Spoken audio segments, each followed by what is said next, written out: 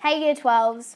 There tends to be a bit of confusion over what exactly a simile or analogy is and how they persuade readers within a piece of writing. Today we're going to run over these techniques and a few others like them and talk about how each attempts to persuade readers. First, let's talk about techniques that create comparisons, analogies and similes. Think about statements like this.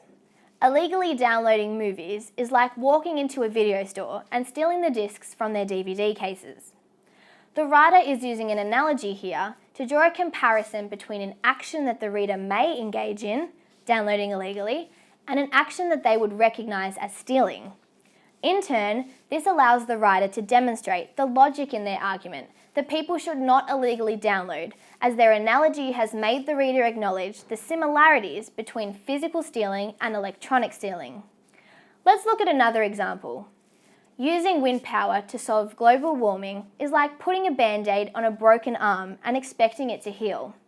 Saying this is like that is the sign of a simile, a comparison used to create meaning, like heavy as an elephant, which emphasises the weight of something, or as expensive as a house in Turak, which emphasises cost.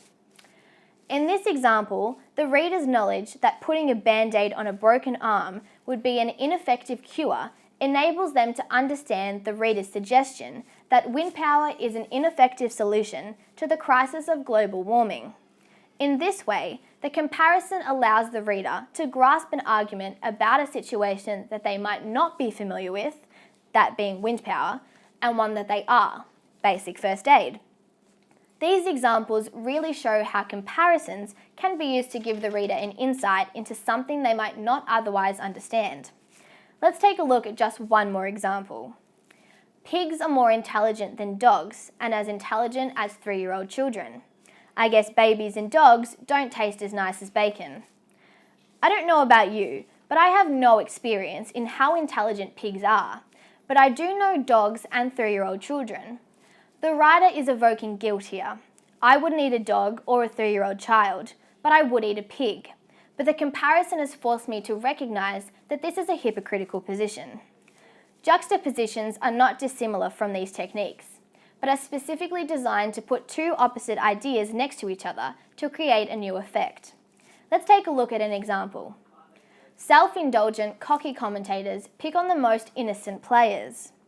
By talking about the innocent players in the same sentence as the self-indulgent, cocky commentators, the writer shows that the commentators are all the worse for picking on well-behaved players, rather than just on any one player.